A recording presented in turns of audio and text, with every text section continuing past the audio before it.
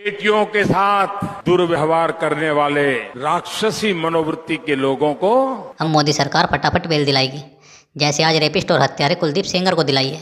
कैसी अपमानजनक बातें कर रहा है। क्योंकि कुलदीप सेंगर बीजेपी का नेता है, इसलिए बीजेपी वाले दिल्ली हाईकोर्ट के फैसले का विरोध नहीं करेंगे, और बीजेपी वाले विरोध नहीं करेंगे तो अंधभक्तों का तो विरोध करने का सवाल ही पैदा नहीं होता। अरे बाबा!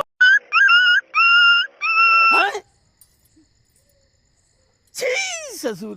किसी रेपिस्ट को सजा दिलाने के लिए ये भड़े हुए अंधभक्त प्रोटेस्ट नहीं करेंगे, पर क्रिसमस और ईद का विरोध पूरे जोर शोर से करेंगे। यहाँ पर इंडिया गेट पर जो विक्टिम है उनको यहाँ पर उठाकर ले जा रहे हैं। क्या गजब कानून व्यवस्था है ना हमारे देश की।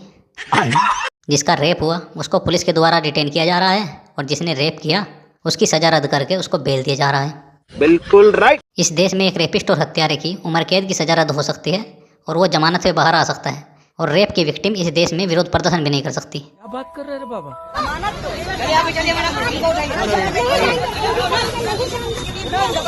और अगर करेगी तो इस देश की ईमानदार, कर्मठ और जुझारू पुलिस उसे उठा के थाने ले जाएगी। ये सब क्या देखना पड़ रहा है? अच्छा है मैं अंधा हूँ।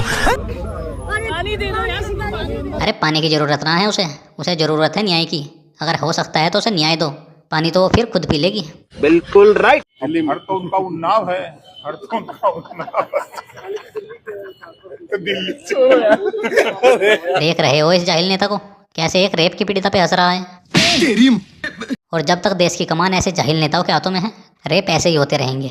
बात तो सही है। और रेपिस्ट बेल लेके खुले सांड की तरह घूमेंगे, और अगर रेप विक्टिम ने विरोध प्रदर्शन किया तो उसे पुलिस द्वारा उठा लिया जाएगा। दीनीमान है तुम्हारा।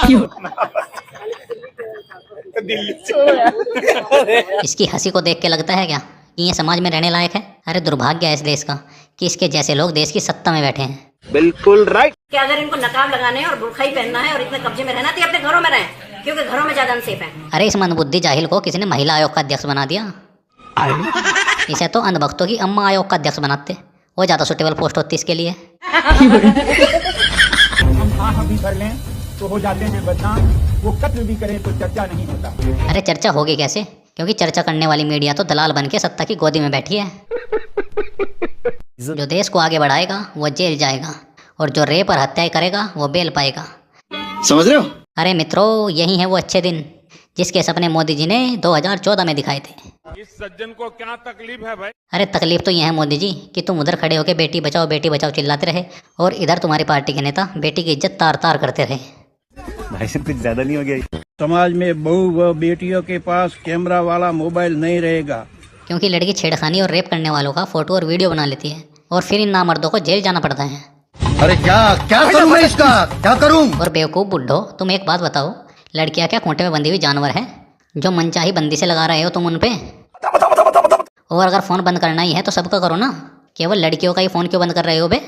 बात तो सही है। यानी अरावली के 80% हिस्से पर यह 100 मीटर वाला नियम 2006 से ही लागू है, लेकिन तब किसी ने शोर नहीं मचाया। इन बड़वों का अलग ही नंगा नाच चल रहा है। अबे किसे पागल बना रहा है तू? अरे अगर 2006 से नियम लागू है तो सुप्रीम कोर्ट जो दोबारा फैसला सुना रहा उस पे मेरी बात इतना लगाएंगे जूता ना शकल भूल जाओगी अपनी तुम। तुम्हारे बाप पे नौकर नहीं है, समझ गई तुम? पता है नौकर तो तुम वर्दी वाले सिर्फ नेताओं के होते हो। सही पकड़ा। हाँ। उन्हीं जाहिलों के सामने तुम हिलाते फिरते हो। समझ रहे हो? और कौन बेवकूफ़ है जो कहता है कि पुलिस पब्लिक की सुरक्षा के लिए होती है? अरे पुलिस होती है नेताओं को पब्लिक के गुस्से से बचाने के लिए। बिल्कुल राइट। और अगर पुलिस ना हो ना तो ये जाहिल नेता एक दिन में हैवान से इंसान बन जावे।